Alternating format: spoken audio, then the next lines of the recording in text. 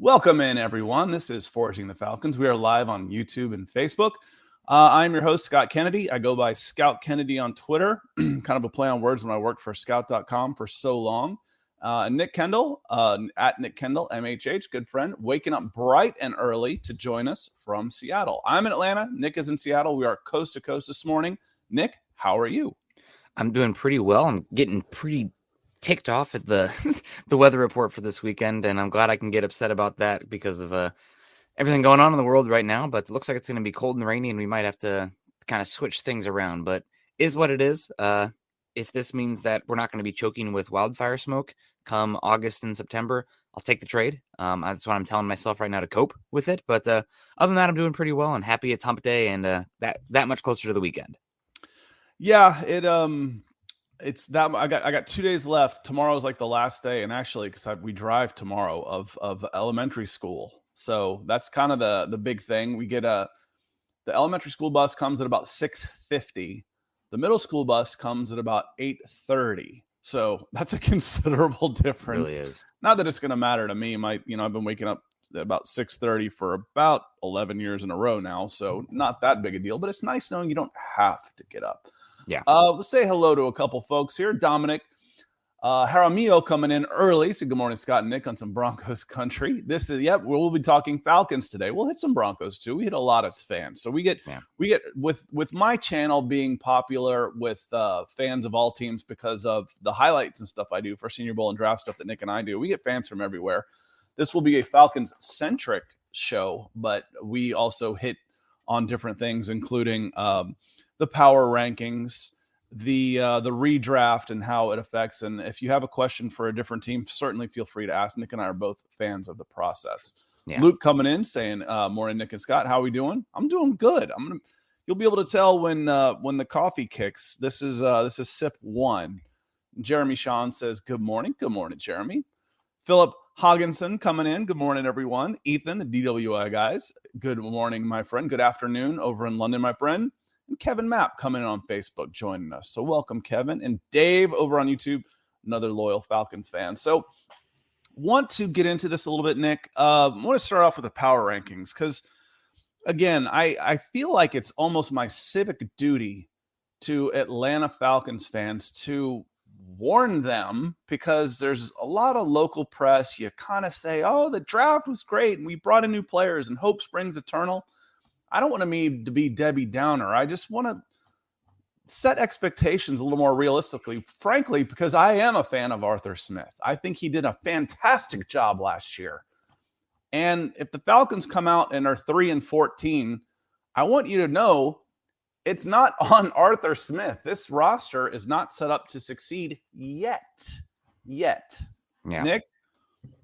Yeah, this Falcons team, I mean, you hit the nail on the head. This is the team that we were screaming, when we first did the show. It's like, I don't want to sugarcoat it with you guys. Looking at the depth chart and watching this team, not a lot of building blocks or difference makers on either side of the ball. Mm-hmm. And the way the cap was set up with Matt Ryan, they're still there and everything. You probably needed to be a team that understood where you were, agreed to the process, took a step back to take 2 steps, 3 steps, 4 steps forward.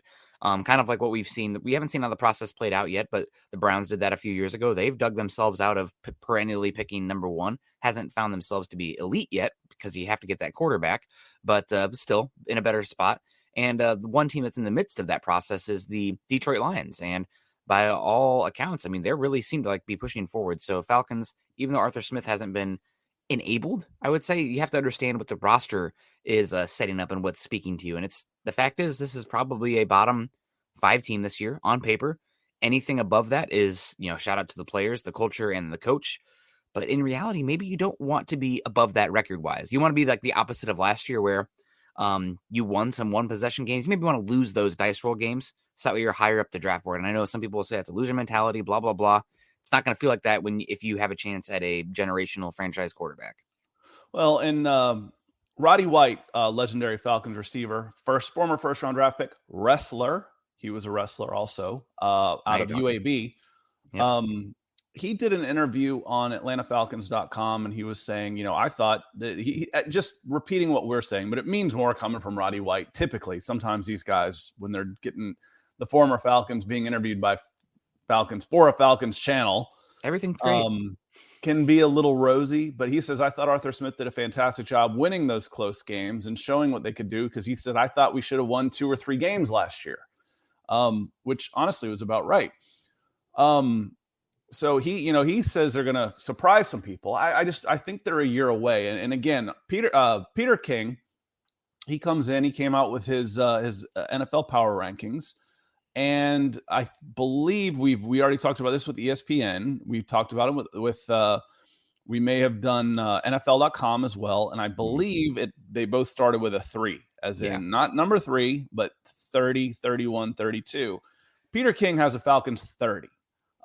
He has them 30. He says, just talking about it should be entertaining to watch. Marcus Mariota will start, and then Desmond Ridder will play some at point unless Mariota's uncharacteristically efficient. There's some interesting pieces in tight end, Kyle Pitts and Drake London. And that's the kind of thing, again, you want it to be fun. It should be having another true number 1 out there. If that's what you're hoping for when you're drafting a guy, number 8 overall and the first wide receiver taken off the board, you're hoping he's going to be a number 1. That there should be some options in the passing game. The reason why you're just not as hopeful for the team week in and week out is because the trenches still aren't good. They have not addressed the offensive and defensive lines well enough in order to say, okay, we're going to get consistent pressure. We're going to be able to stop the run. We're going to be able to run when we want to, and we're going to be able to protect the quarterback. Those still haven't been done. But rip the Band-Aid off, get rid of Matt Ryan, $100+ million in salary cap room next year, and 2023 is when you start coming out cooking. Do you think 30 sounds about fair? He's got 30 for Atlanta, 31 Carolina, 32 Houston. Can you say that's a couple of teams above them too? Sure. Jacksonville at 29. I would probably take the Falcons over Jacksonville. That doesn't mean I would move them up. I would just probably move Jacksonville down. Yeah. The Bears at 28, the Jets at 27, the Commanders at 26, Seattle 25. Sounds about right. A few of those teams, I really prefer typically to put these in tiers because you have guys that are so close clustered together that if you put them ordinal, doesn't really line up as much. But 30th makes sense. You could argue them worse than the Jags. You could argue the Bears too. I think the Bears are terrible roster-wise. That might honestly be the worst roster in football. So really bad. God, Daryl Mooney, God's the only guy they got on that team that I too super value.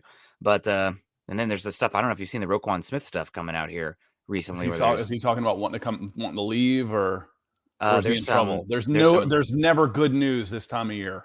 There's some rape allegation stuff coming out. We said that earlier this week, Nick, on Broncos for Breakfast. I'm like, you do not want to be in the headlines this time of year. The news is always bad. It's always bad. So, but 30th makes sense for the Falcons, and you touched on it. I think they're doing a good job building in a lot of areas. And I know that both of us were not a super big fan of going wide receiver there in that 8 spot, but Drake London is still super young. You're building skyscraper wide receivers where the NFL is tending to get a lot smaller in the defensive backfield. I mean, with so much off coverage going on right now, you have guys like Darius Williams, who was just signed a decent contract with the Jags, playing boundary cornerback because you're not using them in press as much. But you have Drake London out there. You can't put that small cornerback out there. Otherwise, you're just going to play pitch and catch, literally. So I'm excited to see what they're doing there.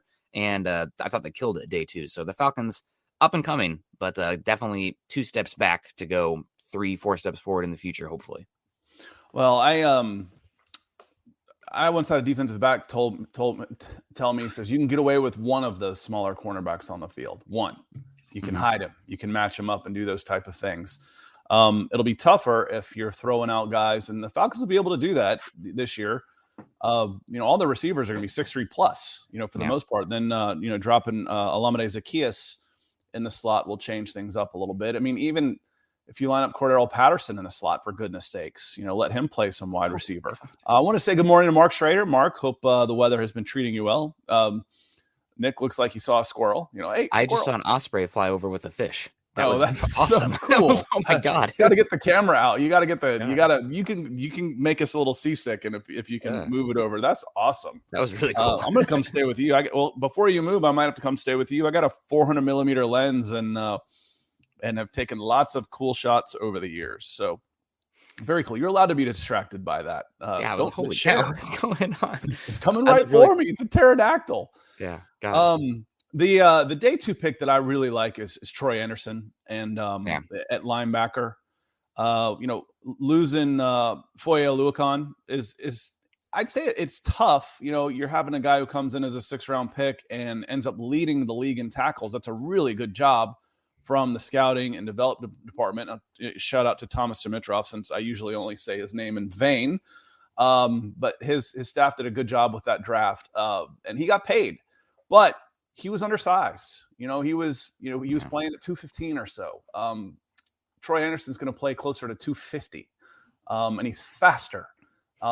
He's running in the 4.4s with shuttle time. Now, will he have the instincts immediately to lead the team in tackles? Maybe, but I think you've got Foye made some plays. He made some key interceptions and some tackles for losses, but I think you've got more big play potential, the forced fumble potential from a little bit more mass coming in at that speed that I really like.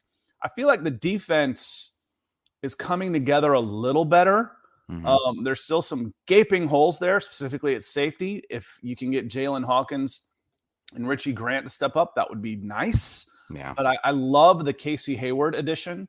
And then you went after edge rushers. Hopefully, they pan out. But counting on untested rookies can be tough. Yeah. You need multiple edge rushers anyway. You could still use another one. I mean, you need 3 or 4 rotational. So I have no issue with that. I'm excited. My favorite pick of the whole draft for the Falcons was Ebiketie. How much I loved Arnold Ebiketie coming out, and he's a ball of fire. He's going to bring a lot of tenacity to that defense. Should be a monumental upgrade on Stephen Means. So we'll see how that one works. I don't know. What's Stephen Means, one of your favorites from last year, Scott? Hey, nothing against Stephen Means, honestly, and especially since I saw a guy I worked with trending Grant Cohn this morning. Yeah, on the 49ers. I consider Grant's been on this channel before. I consider Grant a friend, and Grant likes to play a bit every so often and pushes the line a little bit, and one of the players went after him. So I mean, it's nothing against Stephen Means. I have been tough on his production, but it's not Stephen Means' fault that he's not necessarily good enough to be an every down player in the NFL. That's the fault of the Atlanta Falcons for not being able to do better than Stephen Means. Stephen Means went out there and did his best. Yep. If I went out there and tried, I'm not good enough. That doesn't mean that I'm a bad person. I have nothing against Stephen Means, but it would literally be impossible. I mean, it's statistically impossible to do worse than he did last year. So you're going to get an upgrade at one of the edge positions by a default. I mean, 14 starts and 2 quarterback hits, no tackles for loss, maybe one tackle for loss, but he hit the quarterback twice and it was the same game and 14 starts from an edge position. Come on. No, that'll get better. That has to get better. Yeah. But I'm still worried about the nose guard position. I'm still worried about the other defensive end position opposite Grady Jarrett. Lorenzo Carter could be an upgrade on Dante Fowler, but he's hot and cold. He's not exactly an every down stalwart at the other edge position. And the 2 safeties are still big question marks. I like the linebackers. I really do. We'll see what happens with Deion Jones. Even if Deion Jones is gone, which could happen June 1st when you cut his cap number in half. Yeah. But then the corners. The corners should be the strongest part of this team.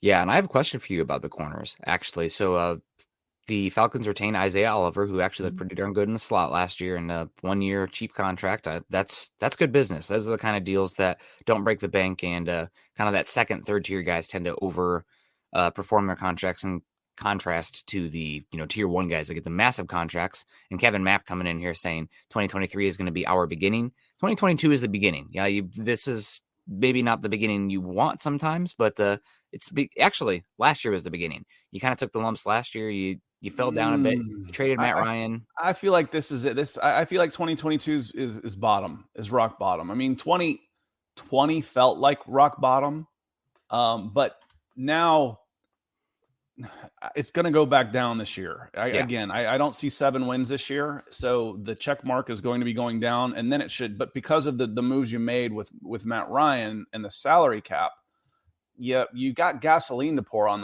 the rebuild fire. Yeah. No It took one a will couple say years. rebuild around here. I don't know why. Just yeah, we're retooling. We're reshuffling. We're Reloading. rebuilding the roster. I mean, I know the Yeah. PR thing, but we're not dumb. Yeah. Yep. And I think timeline wise, though, you still, Arthur Smith and Terry Fontenot coming at the same time. Kyle Pitt's kind of starting that new era, so to speak. So either way, though, things should get worse before they get better, production wise, record wise. But that doesn't mean the actual long term projection of the team is worse. Hate to say it, and I saw it on your channel or people responding to you on Twitter. This Falcons team went 7-10 last year. That means they should at least go 9-8 this year. That was a team that was built on a lot of one possession wins and a lot of schedule's tougher.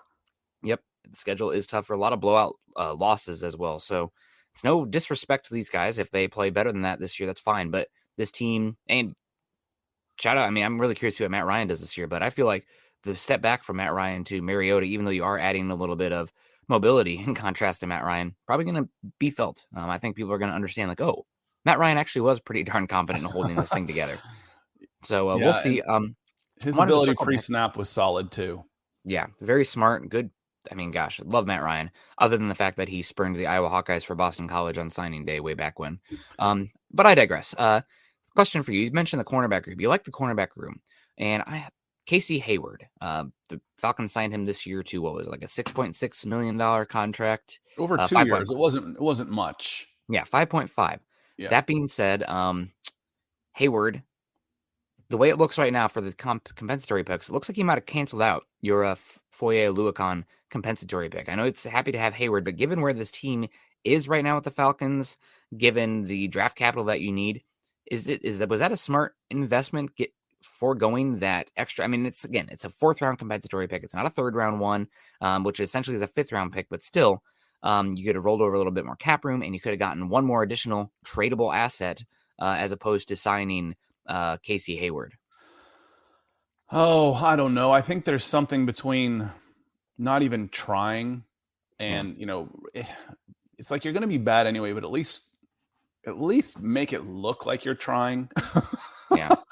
I don't really quite know how to articulate this, but I'm not concerned over a 4th round pick so much as I am concerned about if you're running Fabian Moreau out there again, then you're not trying. That is an obvious, we are going to stink. I'm willing to give Jalen Mayfield one more year. Mm-hmm. If Jalen Mayfield is as bad in his 2nd year and as he was, or even in the first half, and you don't do anything, I'm questioning your ability to connect with fans. We've talked about that before. Yeah. You run Fabian Moreau out there again, as bad as he was last season as number 1 corner, and just watch them get demoralized on the edge and pass plays. It can sink a franchise. I mean, it just, the Atlanta Falcons fans, I looked it up. Someone says, oh, we'll never be the Detroit Lions in the comments on the Facebook page. I was like, the Detroit Lions have a better all-time winning percentage than the Falcons. The Falcons are 3rd worst all time.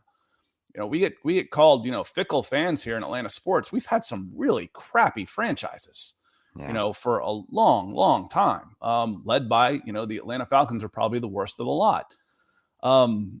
So it's a fan base that will be there for you if you put forth the effort, if you at least look like you're trying. We'll understand, but that's what I want to try. And they came out last year and we're talking win now this, win now that, and drafting Kyle Pitts was a win now move. And it wasn't. And then every single move they made was showing for a rebuild, but fans only hear, the casual fans hear the talking points. I just don't want that backlash on social media, on talk radio, and all that stuff when this team comes out and goes 4-13 at best. I would like to see the support because 2023 is going to be fun. Give this group 2 years and then we'll talk. Yeah, I agree with you 100%. And I mean 2 more years. Yeah. Building on this one. So it'll be interesting to see. And the one thing that's unfortunate with the Falcons is you kind of are racing to the bottom against the Panthers. I'm really curious. At some point, we need to kind of tease apart this Panthers-Falcons thing going on here because whoever comes last might be the team that walks out with Bryce Young versus, quarterback 3 in this class, which could be a significant difference. So we'll see how that plays out. But And Falcons, there is good talk about Desmond Ridder. The best thing in the world would be if Desmond Ridder plays up to and above the level of where he was drafted. And now you've got a piece to trade away, or, you can think you can go Will Anderson. Someone, when I talked about that, someone said they'd never trade away the rights to Will Anderson. I said, you offer me 3 first-round draft picks and I'd trade, I'd probably trade family members, So I'm talking a haul, an absolute haul. Yeah. Will the offensive line be good enough for a rookie quarterback to go in and look competent? Trevor Lawrence was as good a quarterback prospect as there's been in 10 years. I like to say going back probably to Andrew Luck for me, for the guys that I've watched. And, he didn't look good. It's not supposed to. That Jacksonville Jaguars team was terrible. But this rookie class was garbage, all the hype this. I'm like, those guys went to bad teams. The one that was getting all the talk was Mac Jones, who went to the Patriots. You mean the quarterback at the Patriots looked better than the quarterback at the Jaguars? No kidding. Let's switch places and tell me if Mac Jones even survives 2021. Yeah, no doubt. So it will be interesting. We're going to have I'm really happy to be part of this Falcons process as well, because the Broncos trading away their second round pick next year means that I can still enjoy the top talent next year and scout them as well. So it'll be a lot of fun. But it's the reality of the Falcons right now. I do think that this is a team stepping forward, but you hit on it. How good can Mariota be? Peter King hit that one. He might be more efficient. I do think that the mobility will help a lot with Arthur Smith's scheme, so to speak, but I still a step back from Matt Ryan. Offensive line, still a massive question mark. I don't think they're going to be as bad as last year, but they're probably still going to be a bottom 10 unit. Your wide receivers, I like that you got Drake London. Love Kyle Pitts, but the depth of the wide receiver core is questionable. And then you mentioned on the secondary, I think the front 7 has some good young pieces. They could use some more meat on the interior, though, all across the board there. And safety's unknown. So this is a team that, right now I think probably 4 wins about there. What did we do? Did we go game by game with the schedule? We did. I think I went 2-15. I think I went 4. And I think I went 2-15, maybe 3. We did that last week. Real quick before we move on, I want to talk a little bit some historical stuff here. The 2018 draft. It's that time of year. Yeah. It was an NFL. It was PFF just regraded the draft, and Bleacher Report did a regrade of the first round and basically a redraft of the first round, which I think was interesting. It seemed like 10 years ago that the Falcons were drafting as late as 26. But in 18, coming off the 2017 season. But real quick, I want to post this link. I finally took the audio from this show and turn it into the podcast. So, we got a year under our belts. So we are now on Apple Pods. We are now on Spotify. We are on Google Pods, wherever you get your pods. I posted a link in the chat. So, make sure however you get your podcast, there's Apple right there. And I'll put it in the description after the fact. So going back let me go to Bleacher Report's article first. And they did a redraft, and Josh Allen went 1, and Lamar Jackson went 2, and then Quentin Nelson, a guard, went 3, which goes back to the discussion that you and I have had, as far as positional value. And, how I say, I agree with you. Don't get me wrong. I did this for a long time. We actually calculated numbers and we gave less points to different positions. Yep. But there is no value, so to speak, worry about a positional value for a game changer. And Quentin Nelson was, and as a regrade, was the number 3 pick. And he's a game changer. He's going to get paid like an offensive tackle. To your point, if you miss on him, you're kind of screwed. You've got a guard. Okay. And but they didn't hit, and they were derided for taking him. I say this because my pick for the Falcons in this class was a safety at number 8, was Kyle Hamilton. And he went to the Ravens and could become the next Ed Reed. I will judge the Drake London pick on 2 things. 1, Drake London. 2, Kyle Hamilton. 2.5, Grady or Jordan Davis. Maybe a little bit too. Talking about getting some meat up there on the front. You talk about changing what that entire complexion looks like, adding Jordan Davis there. So, that's another one, but you're right.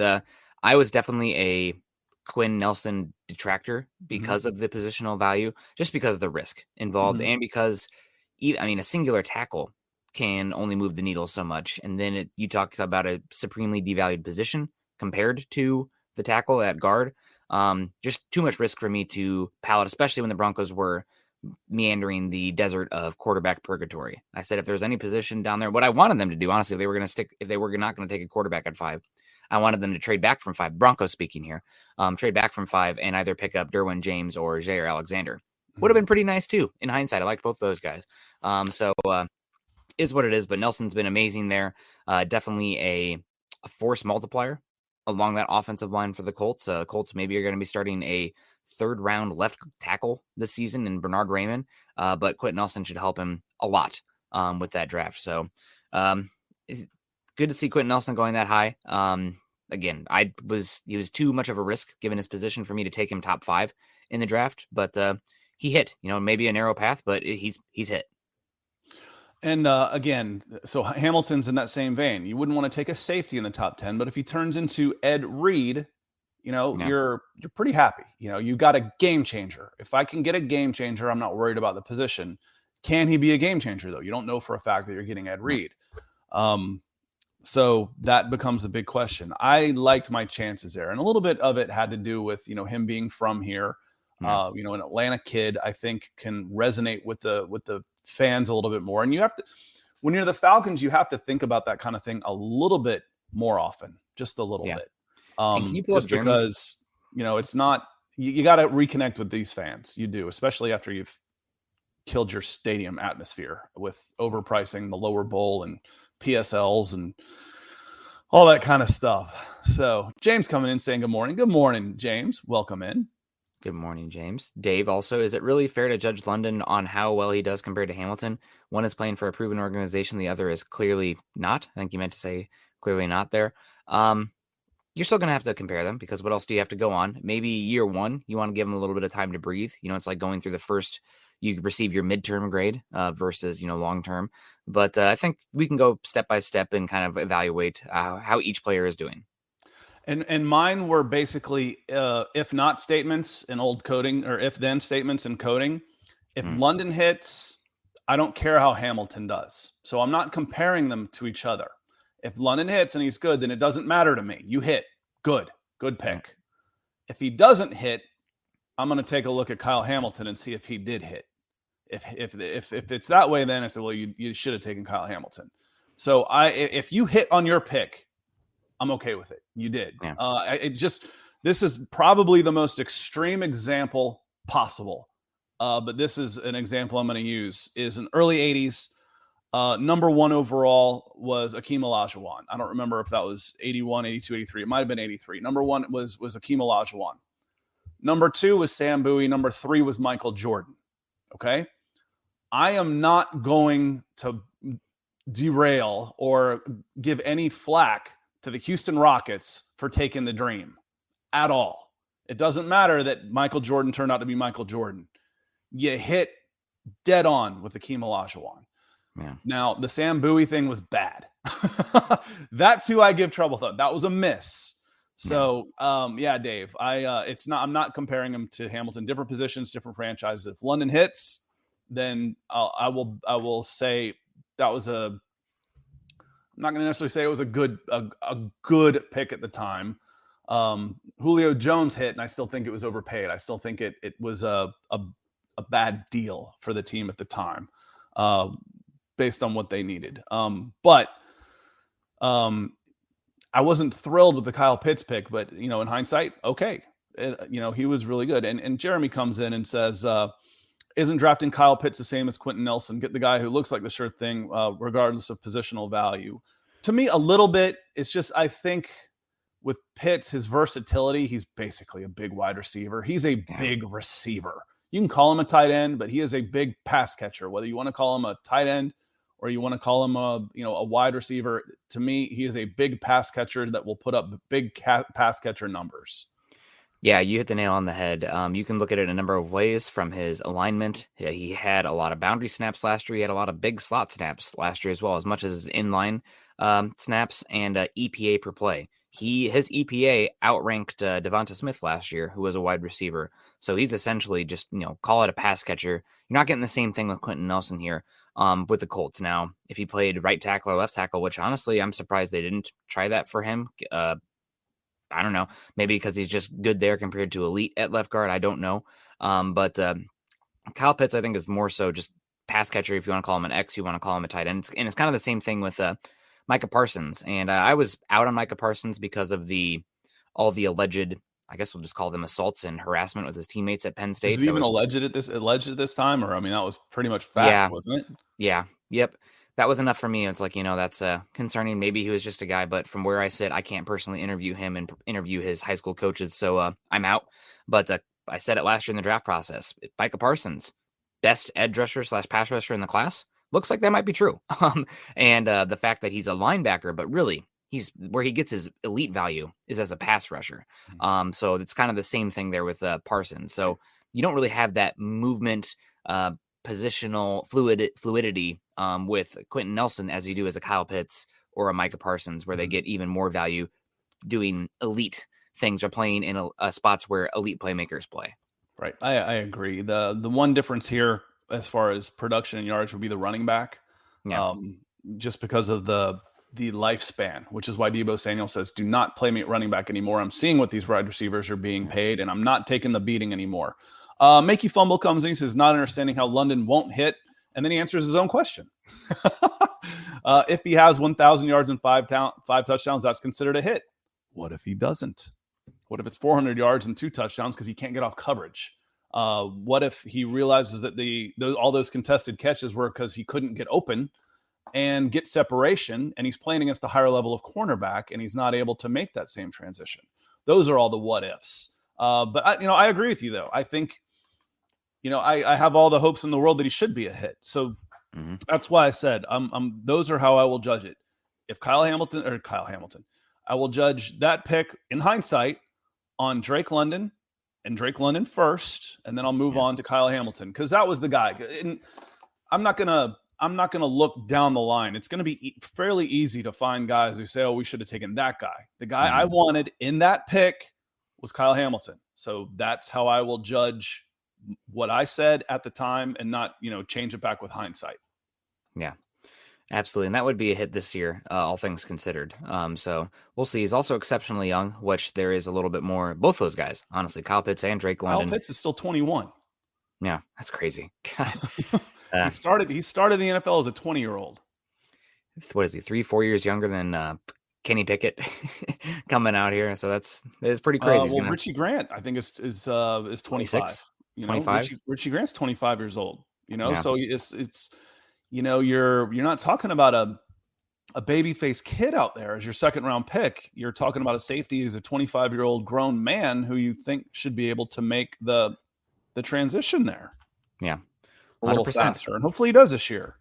Yeah, hopefully he does. We'll see, but I'm excited. I think Evaketti's a little bit older too, but transferring from Temple to the Falcons, but he's got juice, so I don't even care. Also, second-round pick. We're talking a little bit of difference there at a value position. Richie turns 25 in November, so he will turn 25 this year. I went back to this in order to go back to the 2018. So we talked a little bit of this past draft with Drake London, and the regrade and redraft from Bleacher Report had the Falcons passing on Calvin Ridley.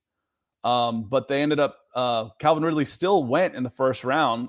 He went to Baltimore at the end. And their reasoning was, in 2020, with his 1,200 yard, 9 touchdown season, that could have been enough to put Baltimore over the top and win a Super Bowl. And we don't mind spending a 32 with a Super Bowl ring to show for it. So that was, that makes sense. Now the Falcons, I can't find the stupid article. I've been scrolling down here trying to find it. I'll find it here real quick. I honestly, it was Josh Sweat was who they took. Josh Sweat has been okay. It just seems like you could, with the benefit of hindsight, since what this is, you could probably, Josh Sweat's an edge from Florida State. It seems like with the benefit of hindsight, you should be able to do better than Josh Sweat at 26. Yeah, it might speak more to the draft class itself. Also picking at 26 positional value. Josh Sweat has been pretty good for the Eagles. He fell because of a knee concern, if I'm not mistaken. In that He was a draft, 4th round pick, and he got an extension already. He yeah, got a $40 million extension. But we're also talking about the Broncos staying at number 5 with Bradley Chubb, who has been underwhelming, so to speak. So I'm like, really, that's the best you could do at 5? With hindsight. But a lot of it was, and it kind of went back and forth, the article, because a lot of it was, there's more there. They picked up his option because they think, there's still hope for this. I'm like, well, I've got 4 years of hindsight. I don't need hope. I want production. I want the guy that's already proven it. Yeah. Ray coming in, say, what's up, guys? Good morning, Ray. Appreciate you being here. And I did like Richie Grant. The Richie Grant pick is Make You Fumble comes in and says, Richie Grant is a pick I didn't like based off his age, 25 in his second year. I didn't know that. I watched him a little bit at UCF, and I watched him a lot at the Senior Bowl, and I liked what I saw. Obviously, the Falcons did too. They've drafted a lot of guys from the Senior Bowl. But he needs to take a monumental second-year leap. He really does. That was a high pick on a position of need with a chance to come in and play early, and he didn't take the reins. That was a little disappointing. Things weren't really set up for him to succeed either. I mean, granted, if you're a good enough player, you should still succeed.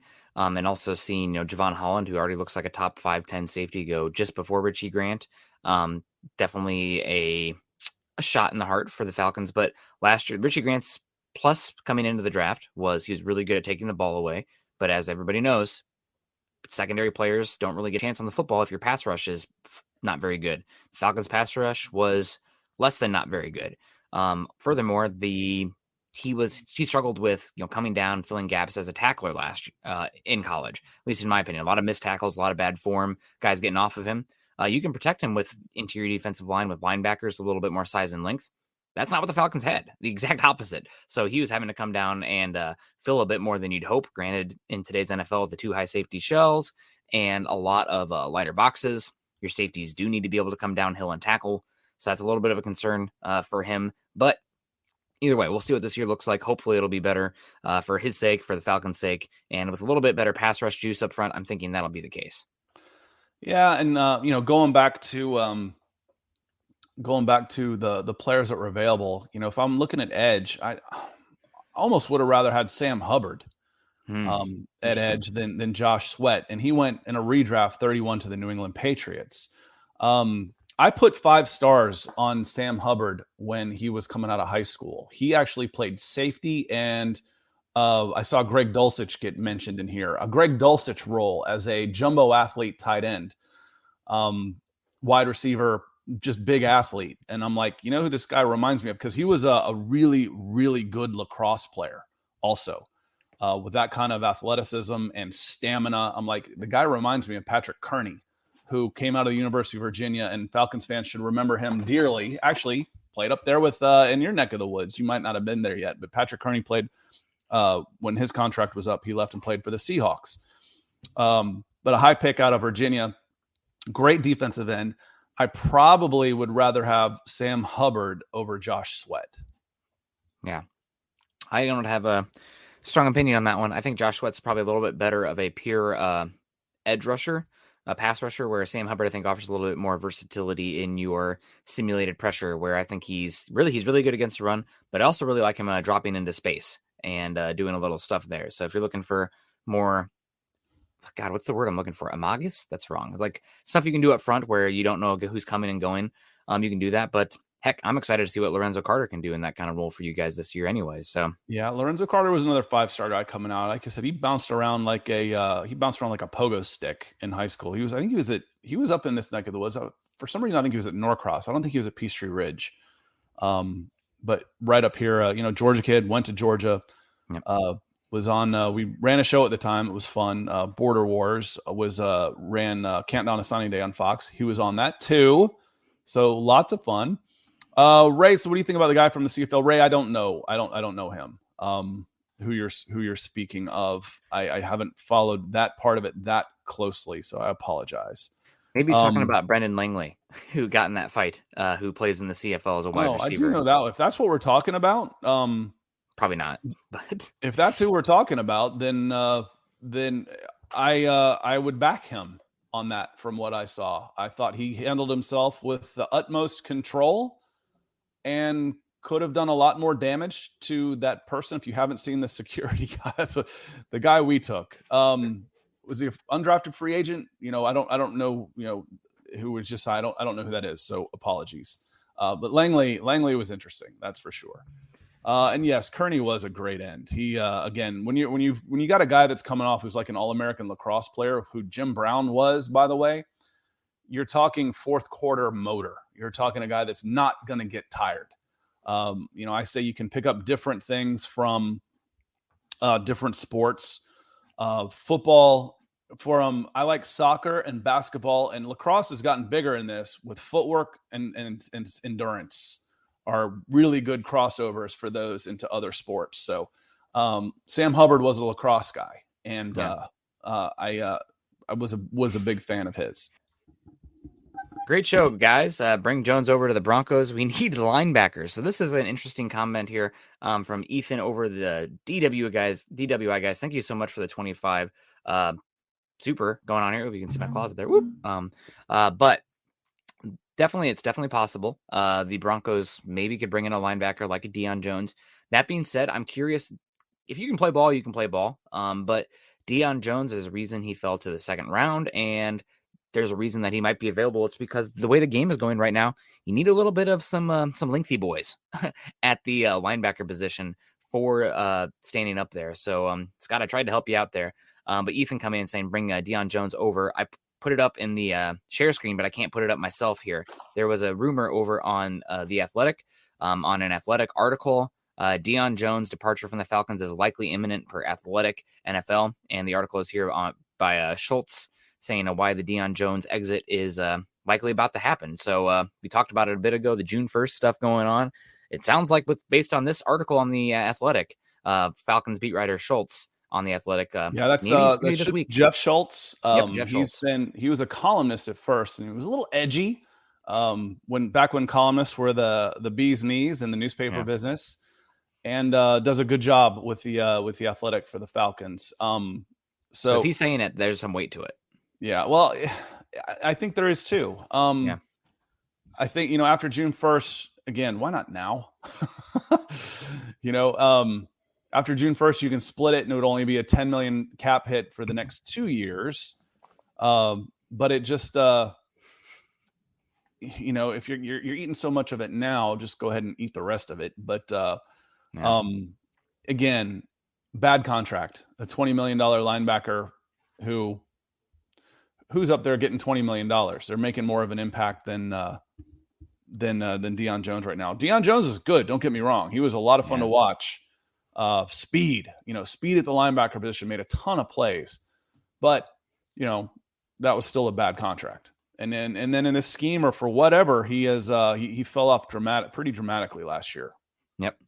We'll see. I mean, that's also kind of the reality of linebackers too. They are the running backs of the defense and take a lot of punishment, just banging their heads coming downhill. So we'll see how it plays out for Deion Jones being moved on from. Hopefully the Falcons can get, we talked about earlier, would you rather have Casey Hayward or a 4th round pick? Maybe you can get a 4th round pick, eat a little bit of money, and trade Deion Jones, but we'll see what happens. Yeah, there are some folks coming in here saying, I saw the Brendan Langley venue. Why does the employee look like the Weight Watchers? I don't know. DJ Khaled. But, the guy asked, I don't know. At that point, Jeremy, I almost felt like he was like apologizing almost. Like I didn't mean for it to, it almost looked to me like he was trying to get rid of it because, like I said, Brendan Langley, he kept under control he was perfectly under control. He's like a boxer almost. I mean, he was under control. I've been in a few scraps. I mean, I see red. I'm gone. It's one of the reasons actually I stopped watching hockey. These guys a guy got in trouble for using bad language. He said, he used a racial slur during a fight. I'm like, have you ever been in a fight? You speak in tongues. I'm more worried about the guy trying to knock my teeth out with his stick and his gloves than, insulting my heritage so much. I'm like, you can't have politically correct barbarians. Clean it all up. The hypocrisy bothered me. So I thought Brendan Langley handled himself fantastically in this little encounter. All things considered. From what we saw. What we saw. We don't know how the whole thing started from what we saw. Yeah, for sure. On that note, we're going to have to get ourselves out of here. Wanted to thank DWI guys for coming in, are super on the day, helping to push the show forward. Again, check us out on where you happen to get your pods. Apple Pods, Google Pods. I couldn't find it on Prime yet, but I know we're on Spotify and we're on Spreaker as well. Forging the Falcons. I'll put a link in the description on YouTube, and we will be sharing this here as an audio after the fact. If you're a Broncos fan or want to talk some more football, head on over to Mile High Huddle right now. We're going to do Beckoning the Broncos in 10 minutes, and then Mile High Huddle, the Huddle Up Pod, will be live on what time? 8:00 Eastern. Yeah. So, and then Nick and I will be back tomorrow for Broncos for the breakfast. I might be a shade late, Nick, just because my daughter's finishing 5th grade tomorrow, but that's 8:30 to 9:30. So I should be able to cruise on in a couple minutes late. Okay. Well, I will hold down the fort there and we'll have a good time. And everyone keep doing your anti-rain dances for me for this weekend. And I know that this isn't how I don't typically close out Forging the Falcons, but do want to reemphasize what I like to say on all the shows, given what's going on right now. Choose kindness and choose compassion. A lot of things are charged right now, but the main thing is that we are going through another senseless tragedy. But number one thing, just keep thinking about how am I helping, and am I being kind? Am I being compassionate? And what can I do differently? Be kind. I don't have all the answers in that. I don't know. Yeah. I don't know what the answers are. I really don't. Yep. But something's got to change for sure. Several things have to change for sure. Yeah. Yep. Did you miss the sponsor again? Why don't we close out with a sponsor here? She is Ryan Kennedy Homes, handling North Metro and actually a little farther out in Atlanta. She's actually scheduled to close on a house in Jasper. So if you're in the Metro Atlanta area and looking for a second home, looking to move your home, check out RyanKennedyHomes.com. Phone number's there too. And these days you have to have an agent if you want to try and get into a new house, because they're not even hitting the markets these days. So all the agents are talking amongst each other. I got a client that's listing their house. I've got this going on. So you really are going to want to work with an agent if you want to try and get into this area or change places in this area. Check out Ryan Kennedy Homes. You won't be disappointed, I promise. On that note, Nick, going to have to get out of here, and we will see you next week on Forging the Falcons. To everybody else, thanks for being here, and we'll see you soon.